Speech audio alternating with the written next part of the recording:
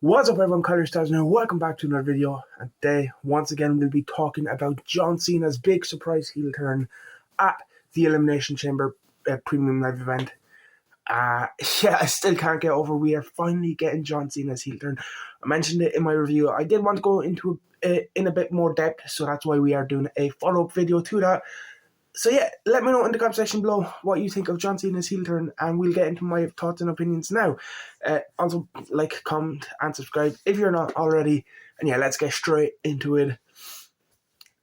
So yeah, it finally happened. John Cena sold his soul to the final boss, The Rock, at Elimination Chamber.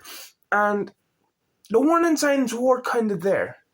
You know, it was kind of hinted at. If you go back and watch my Royal Rumble review, I mentioned that in the press conference, we kind of seen a different side to John Cena. A side to John Cena we hadn't seen before, where he used his name, his power, to politic his way into the Elimination Chamber. And you notice he was saying, I'm going to add myself to the Elimination Chamber. I'm not going to earn it like everyone else. I'm going to be in the Elimination Chamber. I'm going to go to WrestleMania. And I'm going to win 17 because why? It's best for business. And you know, I was like, oh, it's kind of interesting. We're seeing a side of Cena we haven't seen before. But I didn't expect it to go this far where he sells his soul and he lines up with The Rock. But that just makes me think, how long have they actually been planning this? You know, because it seemed like The Rock showed up out of nowhere to confront Cody Rhodes and say he wants his soul, but maybe it was planned all along. And I'm very interested in this. I'm very excited to finally see a heelish John Cena. I'm excited to see him and The Rock together. I think, you know, if you look at their promos and their work they've done together in the past, leading up to WrestleMania 28, even leading up to 27 and 29, they had some great promos against each other. But now they're together. Now they're on the same side. The Rock, one of the biggest Hollywood stars and biggest stars to make that crossover. And the next biggest is probably, you know, John Cena's definitely up there. I think this is very intriguing. Then you have Travis Scott in the mix, who's like some big music artist. Again, I'm not really familiar with music. I know a couple of his songs. He's not someone I regularly listen to.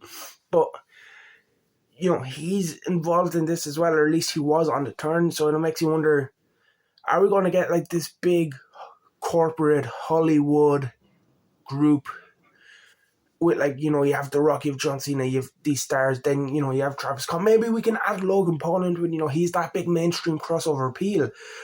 And, you know, that's what the exciting part is where do we go from here? We've only got the beginning.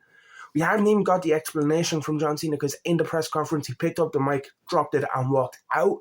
So yeah, I'm very intrigued to see how this plays out. I'm very intrigued to see, do they add more people, or is it just going to be The Rock and John Cena? I've seen reports that Travis Scott has been training, and, you know, there may be potential for him to have a match in the future.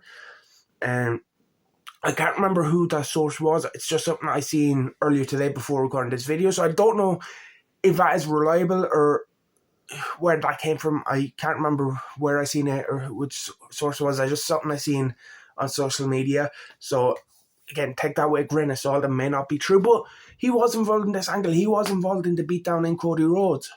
So it is something I could see. You know, it's very similar to Dennis Rodman being a part of the NWO.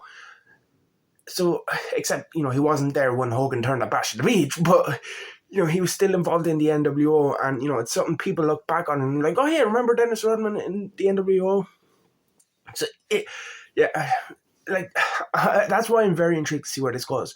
My only problems with this is you're doing it in John Cena's final year, and it's very public that at the end of this year, John Cena will be retiring. Will John Cena, especially this heel turn, it's something fans have wanted John Cena to do for over, 15 years at this point?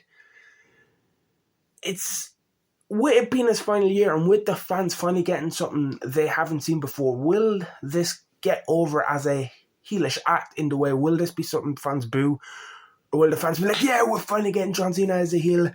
It's going to be our last time possibly seeing him, so let's just cheer Cena anyway. We'll have to wait and see.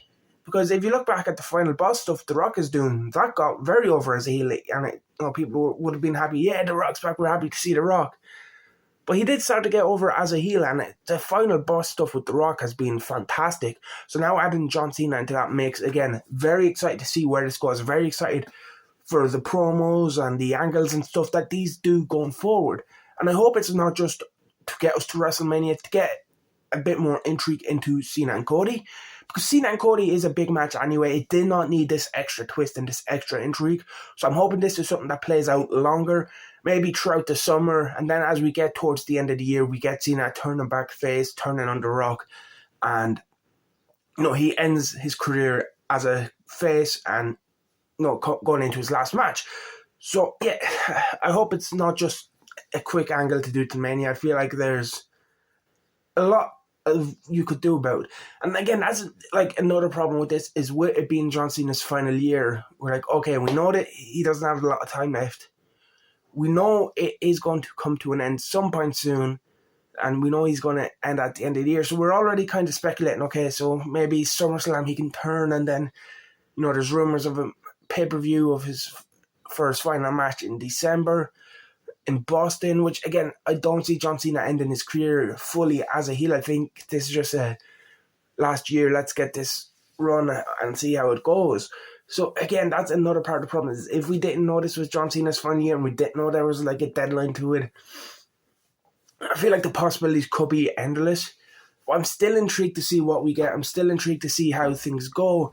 Because like I said, the thought of corporate final boss Rock and John Cena selling out and becoming Hollywood Cena and all this stuff, it is very intriguing. I do think we can get a lot of good stuff out of it. The other thing is, how often will we actually see John Cena? And I'm not making it, oh, you can't see me joke. It's, if you look at his final retirement tour so far, Netflix premiere Rumble Chamber. He's announced for 2, I believe, of the European shows going into WrestleMania. I know he's definitely at London because I'll be going over to the London show. And I think the one in Italy is it that he's announced for. But yeah, again, he could make surprise appearances without showing up, but or without announcing beforehand. Or they could do via satellite stuff like The Rock did back in 2011 to build his match with Cena. So yeah, there is still ways to build it, but I feel like there needs to be that explanation and that follow-on sooner rather than later. Because if you do leave it, this week is fine. Raw haven't seen it. You can just recap it on Raw, have Cody respond on SmackDown.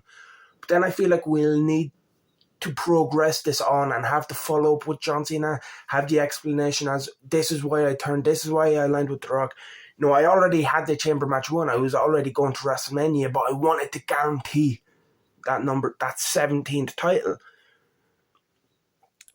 Yeah, so I feel like that we can't stall on this and just wait for Cena to show back up. So yeah, again, that's kind of my negatives here, is it's Cena's final year. Will people just be happy to see heel Cena finally? Will people just be happy to see Cena one last time? Because this could be their last time seeing him live. And, with the closer I feel like we'll get to the end of the year, I feel like fans will be like, okay, how are we going to turn Cena back? Because I don't think he'll end as a heel. And all. So yeah, they're kind of the negatives. But yeah, I'm still excited for this. I still think it will be entertaining. I still think there's a lot of stuff we could do. Like I said, there's a little hint and a little tease of what we would get back at the Royal Rumble in that press conference when Cena did say, me win 17's best for business, me. So I'm not going to earn the Chamber spot. I'm going to just put myself in it. I've already earned it by everything I've done in my career. I feel like that's the kind of side of Cena is going to lean into a bit more. I'm also intrigued to see, does he change up his gear?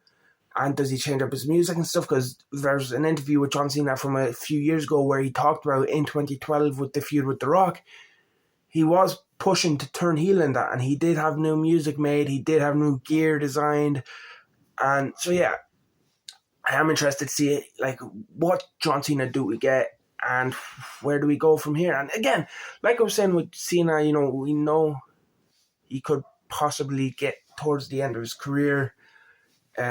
People will probably be expecting him to turn babyface, but maybe he just does end it as a heel and aligned with The Rock. And once he retires, he kind of steps back from an active in-ring role, but kind of similar to how The Undertaker appears every now and again without actually wrestling. We'll get Cena as a heel appear and still being this corporate Cena to help the next corporate guy. And maybe I feel like there are different ways this could go. I'm excited to see how this does play out. I'm excited to see where this goes. I'm excited to see heel John Cena. I'm ready to be entertained. And I feel like this is going to be a good storyline. I'm interested to see how it does play out over Cena's final year. Where do we get to? And where do we go from here? Again, I do think Cena should win 17 this year. But winning it as a heel, I feel like takes away from the moment a bit. I feel like breaking that record is kind of something that's been built up over the years. Maybe not by the company itself, but at least by fans, where it's like, oh, will Cena ever actually break it and cement himself as, the company like calling the greatest of all time, him becoming the person with the most world title reigns, will definitely cement that legacy. And again, Cena can definitely play into this as a heel. He's like, I win number 17, I cement myself as the greatest of all time. There's nobody who can argue it. And, again, that's something heel Cena can play into, but I feel like it's something that's kind of being built over the years. It would have made a good, big moment, happy ending, one big final, yay, John Cena did it, celebration. But as a heel, is it, him turning heel is definitely a moment that will be looked back on.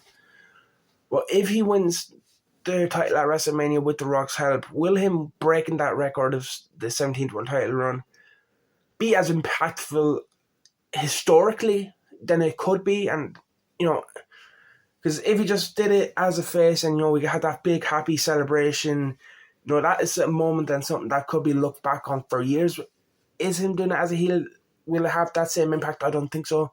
But like I said, I'm interested to see how this plays out. I'm interested to see where this goes. Because again, the heel Cena with the final boss, with how good the final boss and The Rock has been when he's in final boss mode and not, let's just ignore the last couple of months. But, even going back to Netflix premiere, that whole, I've made up with Cody Rhodes and, we're friends now.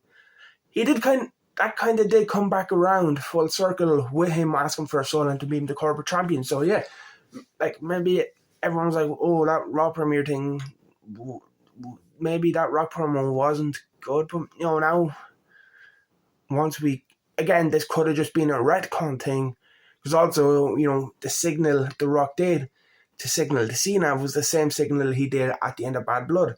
So maybe this was just one big plan all along, which I'm sure The Rock and WWE will want us to think it is. But maybe it's just them okay, we did this stuff, so let's kind of just retcon it a bit. Let's, have Rock kind of want Cody to be his corporate champion. And that makes sense of the Netflix promo. And, we'll do the signal we did at Bad Blood to make sense of that. That could just be retconning it. And in hindsight, it actually does make it look good because it led to something when at the time it didn't seem like it was going to go there. And if that was the plan all along, fair enough. But it's hard to know. Did we have changed plans in the past and then tried to convince people that was the plan all along? Daniel Bryan and the Yes Movement is the first thing that comes to mind. But yeah, I am excited for this. I do think it'll be very entertaining. I do think there'll be lots of good quality TV to come from this. And yeah, I'm very intrigued to see where this goes. Very intrigued to see how it plays out throughout Cena's final year.